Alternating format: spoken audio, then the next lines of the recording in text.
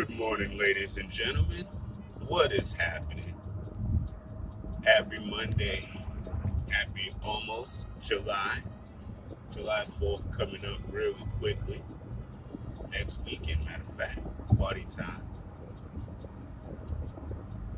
Man, I love the NBA and I'm having a good time with this particular NBA offseason. It is very spicy. And it is filled with a whole lot of stuff right now. Oh man, all right. I had two disgruntled players on the mind this morning, but I forgot one of them from yesterday. So, and don't get mad. I was listening to NBA radio. Frank Isola is on in the morning, and I hardly ever listen because Frank Isola is on. But I happened to tune in a few moments ago, and they were discussing Dame Lillard.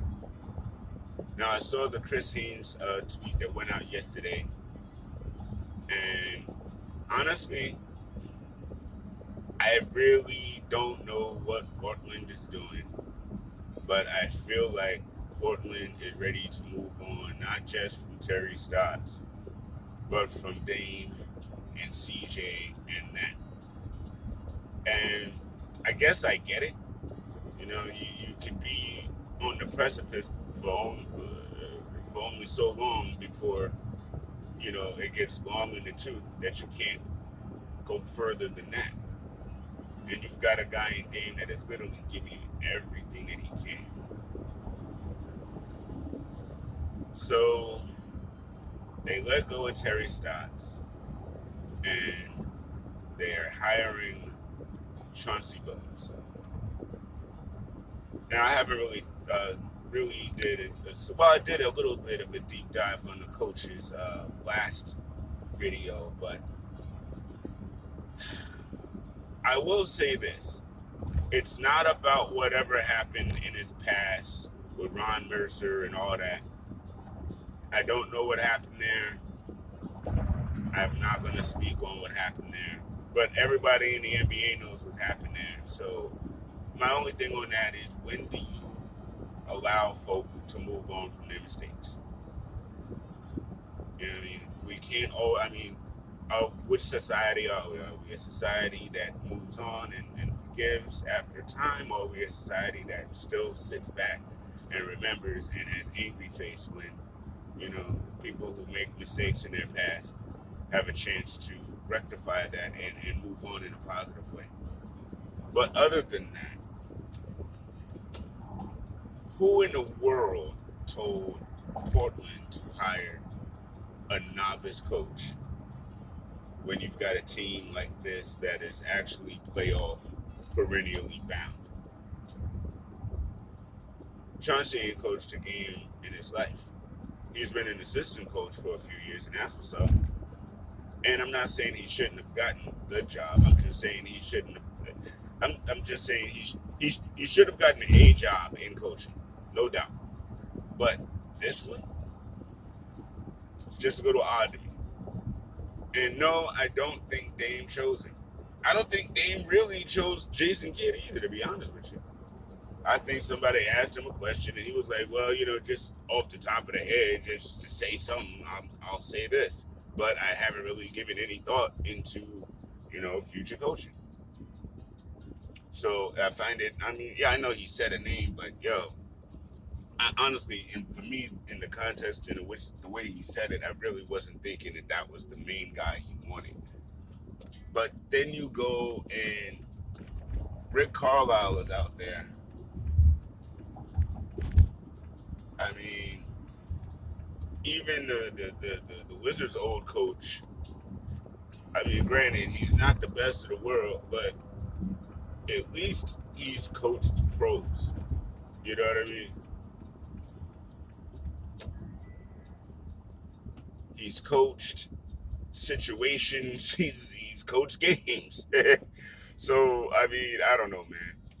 I just feel like this is a rebuild move to me. And by hiring this coach, you've in a way you've given the opportunity, or you've opened the door for your star to leave, and without any backlash from the fan base or anything. It's like you've given him the perfect way out while resetting your franchise. Because, dude, number one, Dame is going to get you a haul. He's going to get you a young player or two. He's going to get you a draft pick or two. So you can actually start a nice little restart if you give that trade, if you're Portland. And then if you have this novice coach going into a season that does not have playoff expectations, I think that ends up being a better move in the long run for his sanity. And I mean, it's a 5-year deal, so I mean, of course, coaches get fired all the time, like, but still, it's a 5-year deal. So to me, that's not a prove it deal. That's a deal, and they're gonna give him the space to grow, because you can't hire a novice coach and expect him to win like immediately. And if you do, I don't know how you can come to that. So again, I don't know what they're doing. I mean, but now like all kinds of fans out there is like, oh, we got to trade for Dame. So this is gonna be a wild week in Nicklandia. I know this. You're going to see so many trade scenarios, and what we're going to see is so many people deciding to talk ugly about our players so that they can convince themselves that doing a crazy move is the best thing for the franchise. Like every Monday, Tuesday, Wednesday, Thursday. So I digress. Uh, so we go from Portland to, it looks like, after the Nets series, it looks like Milwaukee has like decided to put their big boy pants on, like, for real. I mean, I did not expect that whooping the other day. I mean, God, dog, I didn't realize Milwaukee had it in them. And I mean, they got them early, and they kept their foot on the gas, and they just did not allow Atlanta to recover. That was a hell of a game. And then last night, and to Atlanta's credit, they came out. They started that game, boy. They came out with gangbusters. They did not like the way that they performed in game two, and they came out with fire in game three. They did. Chris Middleton. Chris Middleton, y'all. 20 points in the fourth quarter, man. You know what I mean? And I saw Kendrick Perkins tweet again, talking about how Middleton is the Batman and Giannis is the Robin. That's funny, but but Chris is. I honestly, Chris is more of a complete player though. Chris can do more with the ball in his hands, but Giannis is just ridiculous with what he can do. And together, I feel like that is a good tandem. What they needed was like Drew Holiday to offensively step up, and he did. And he is continuously. Uh, the unsung hero of this series, though, is my man. You know, I call it total surprise, because the way his eyes look, he look like he's always like in a state of total surprise. But Bobby Portis, man, Bobby Daggone Portis Jr.